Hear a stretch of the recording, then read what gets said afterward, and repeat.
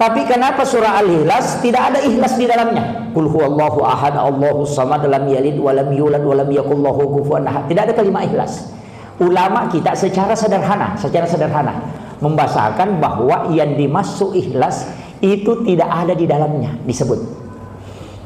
Makanya kalau menyumbang karena Allah 10.000, tanpa nama 10.000, baru dia bilang ikhlas. Oh enggak, belum tentu. Nah, itu ada juga bilang Pak tanpa nama 500.000, enggak sebut nama. Sekalinya keluar nak tanya orang, kau dengar tadi itu yang 500.000 yang tanpa nama? Lah aku dengar, saya itu. Itu ikhlas juga itu. Ini nanti, jadi kita akan bahas sederhana. Saya coba membahasakan sesederhana mungkin. Di dalam sholat sering kita baca, inna sholati wa nusuki wa mahyaya wa mamati lillahi rabbil alamin. Kita ikat di sini dulu. Lillahi rabbil alamin. Ini ulama tasawuf nanti membahasnya di sini. Ada kalimat lillahi rabbil alamin. Apa yang dimaksud dengan lillahi rabbil alamin?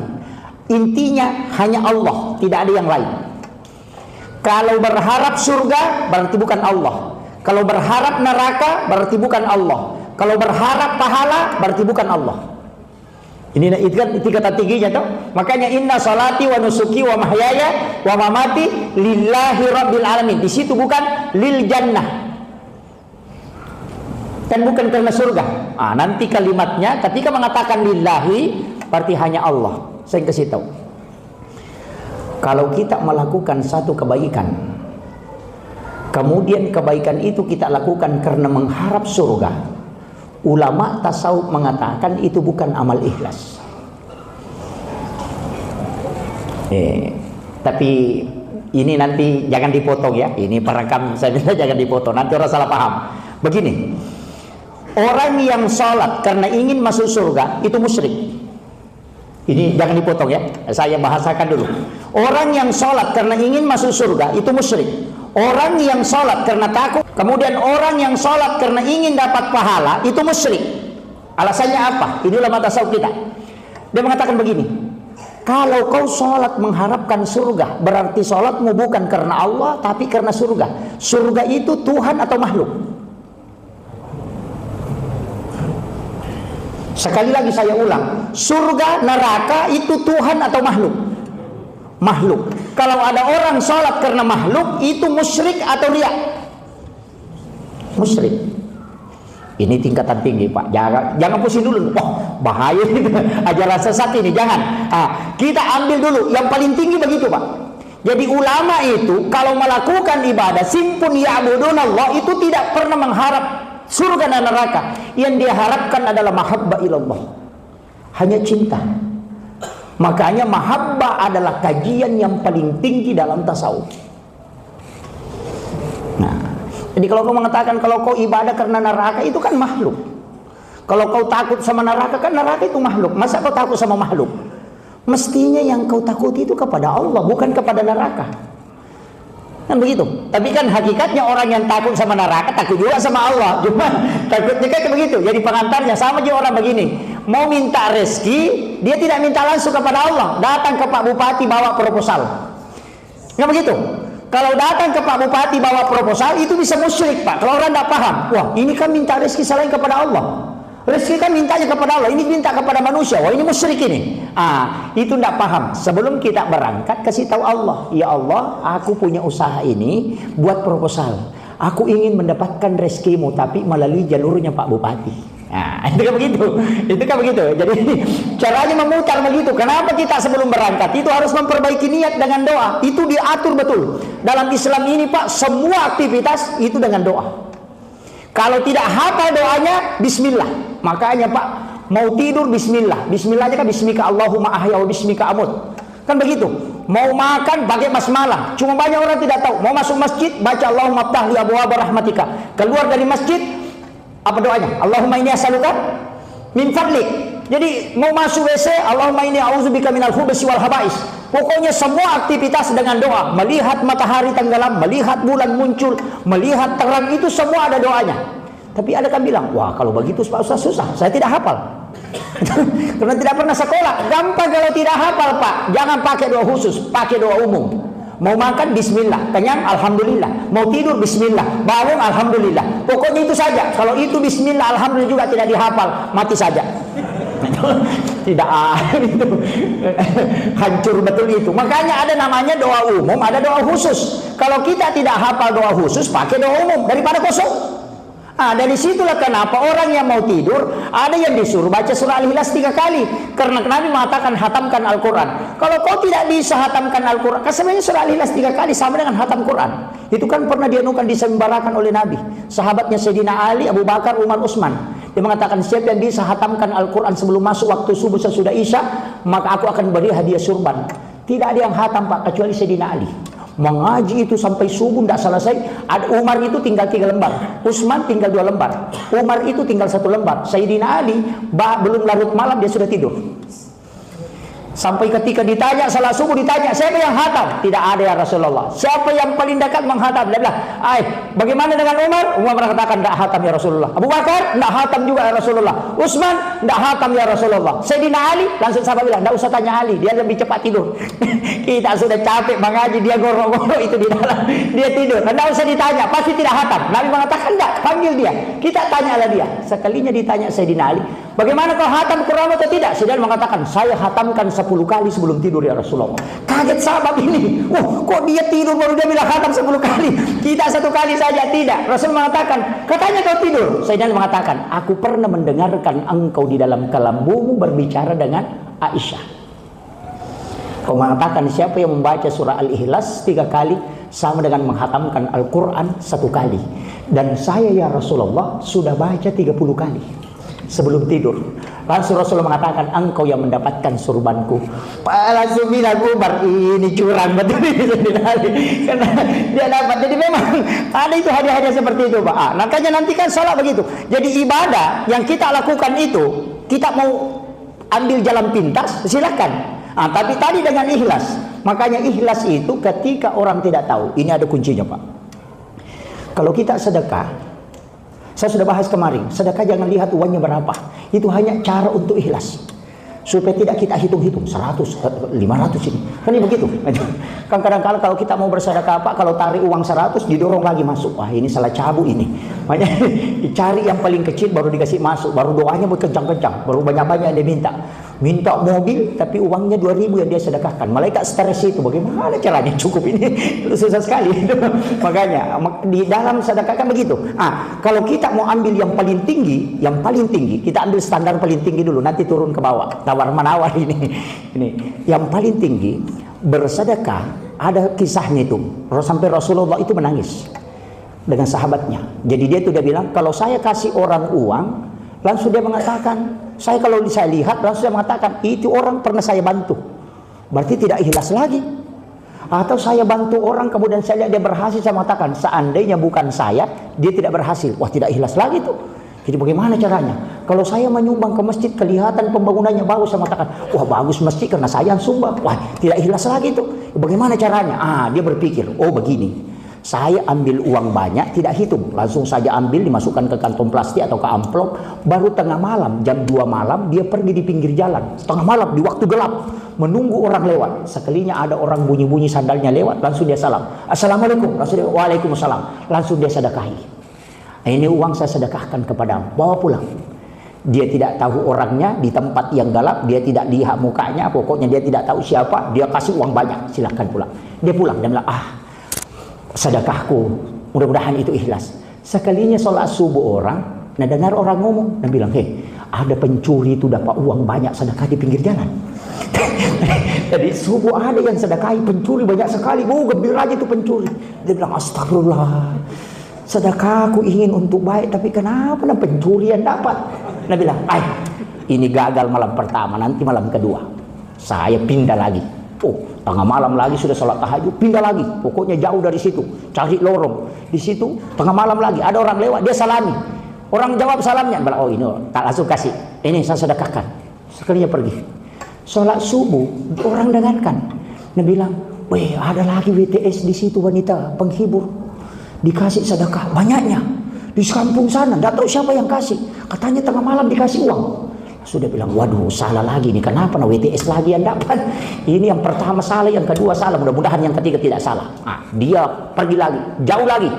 Sekalinya dia sama, dia salami, dikasih, sudah itu pergi sholat subuh, didengar lagi. Nah bilang, itu orang kaya yang di kampung sebelah dapat sedekah tadi subuh banyaknya. Lalu dia bilang, waduh salah lagi, kenapa orang kaya yang saya sedekahi? Jadi dia duduk di masjid itu, semua sahabat sudah pulang, dia menangis itu. Ya Allah, aku ingin ikhlas bersedekah, tapi kenapa semua yang dituju sedekahku bukan orang baik, semua orang tidak beres. Satu orang kaya, satu orang. Langsung datang Rasulullah memukul pundaknya. Wahai sahabatku, malaikat telah datang kepada aku memberitahu, berkat sedekahmu yang ikhlas itulah menyebabkan wanita WTS itu berhenti mengerjakan pekerjaannya, dan dia bersyukur karena dia mengatakan, aku ternyata bisa mendapatkan rezeki dari tanpa usaha seperti ini, berkat sedekah ikhlasmu. Yang kedua, pencuri itu juga berhenti mencuri. Kenapa? Karena berkat sedekahmu dia berhenti mencuri. Dia mengatakan, ternyata ada rezeki bisa saya dapatkan tanpa dengan mencuri. Kemudian yang ketiga, sedekahmu yang kepada orang kaya, ternyata itu orang kaya yang paling kikir di kampung itu, tapi kau sedekahi, baru dia rasakan bahwa bagaimana nikmatnya mendapatkan sedekah dari orang, sehingga dia menjadi dermawan setelah itu. Itu berkat sedekah yang ikhlas, yang jelek menjadi baik. Itulah, ini sudah habis waktu ya. Lanjut sedikit. Ada satu kisah. Itu Sayyidina Ali, kenapa berubah bacaan sholat Allahu Akbar menjadi Sami Allahu liman hamidah? Itu kan ada satu, ketika ruku, bangkit dari ruku, Sami Allahu liman hamidah. Kisahnya itu begini, Sayyidina Ali itu pulang dari berdakwah, tiba di rumahnya, anaknya, ada dua anaknya itu, Hasan dan Husain, itu menangis. Kemudian dia tanya kepada Fatimah, istrinya, kenapa anak kita menangis? Dia mengatakan, dari sejak pagi anak kita tidak makan, dia kelaparan sehingga dia menangis. Dan saya tidak ke pasar untuk belanja karena tidak ada yang menjaga di rumah. Dan memang Pak, perempuan Arab itu tidak keluar ke pasar. Kalau ada perempuan Arab pergi belanja di pasar, itu diketahui Pak. Jadi yang belanja itu orang Arab, laki-lakinya, bukan perempuannya. Perempuannya tinggal di rumah, jaga anak dan masak.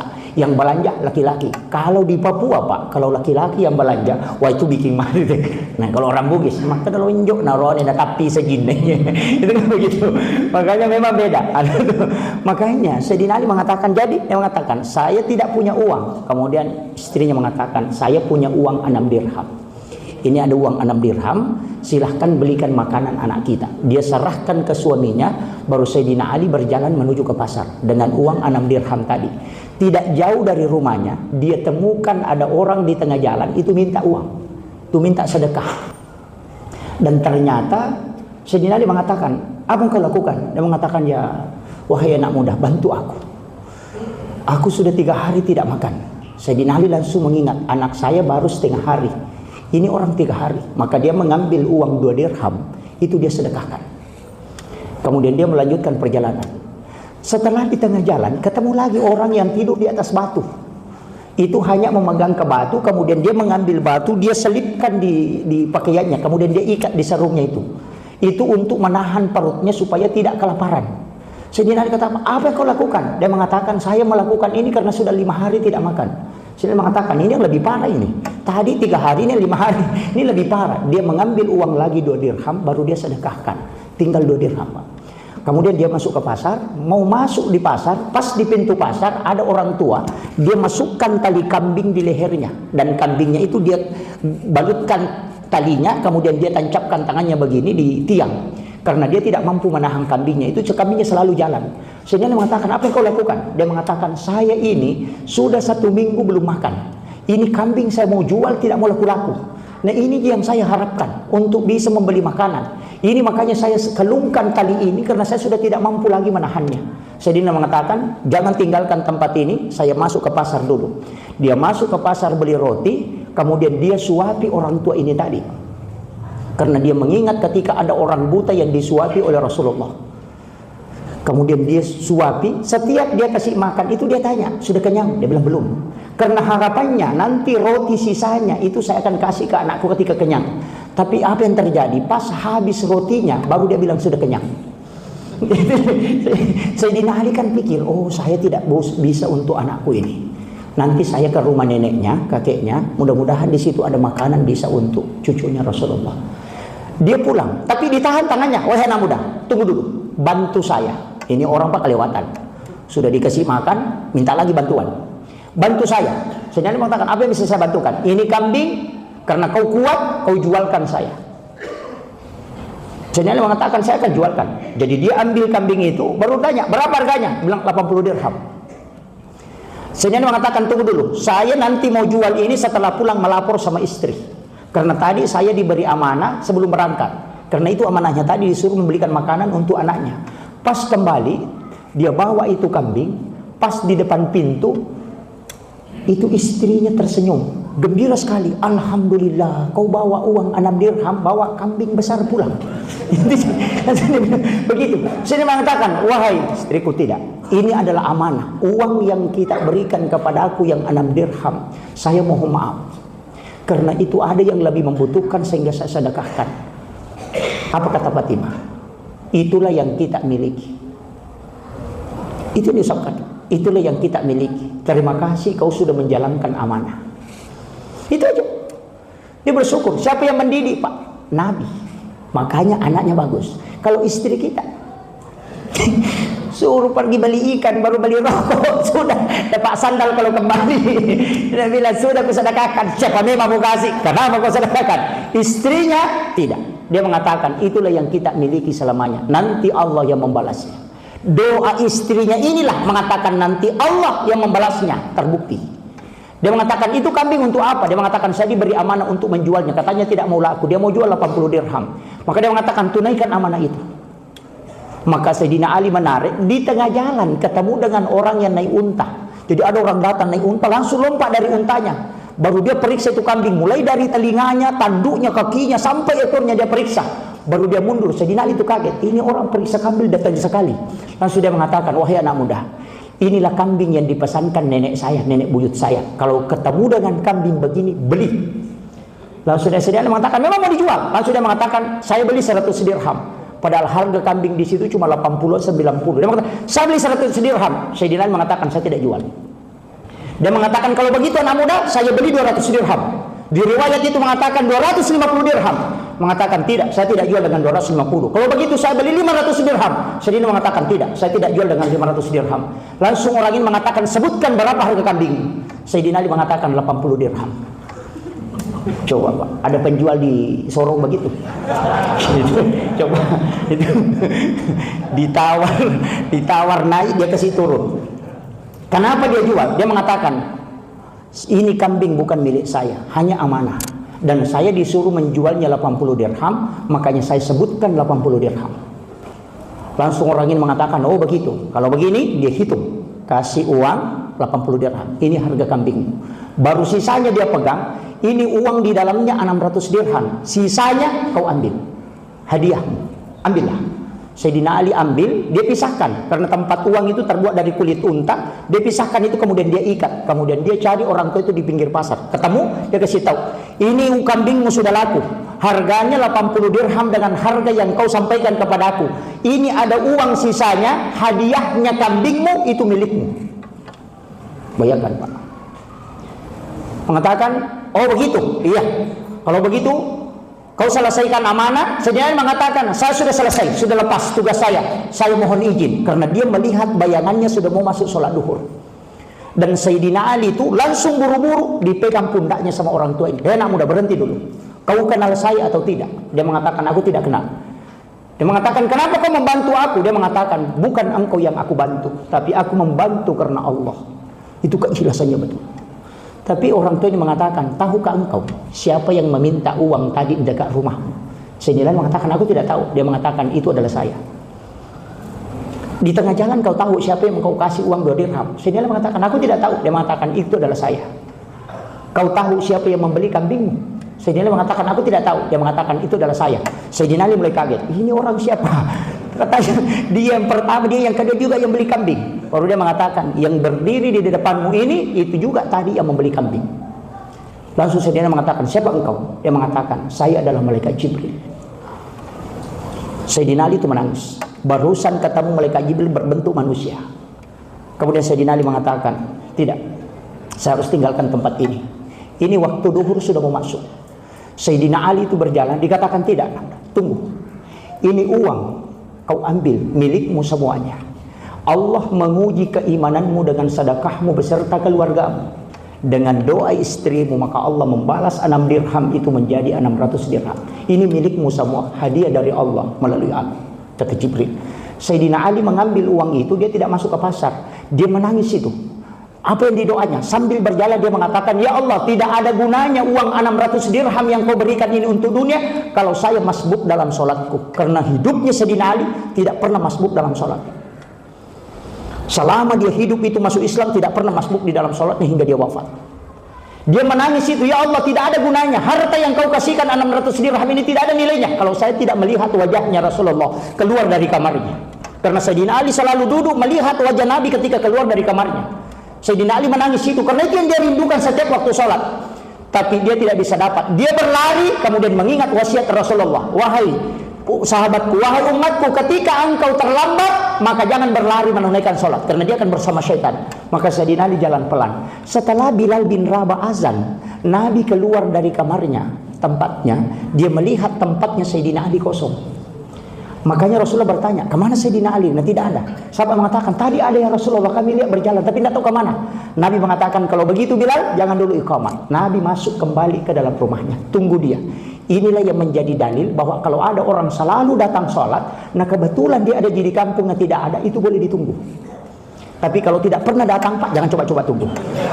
Kita tidak bakalan sholat. Makanya dia mengatakan tunggu. Tapi ketika Nabi itu kembali lagi, belum ada. Rasulullah mengatakan, kalau begitu Bilal iqamat. Maka Bilal iqamat, pada saat Nabi sholat, itu Bilal iqamat, itu kan suaranya Bilal itu kan 4 km, Pak.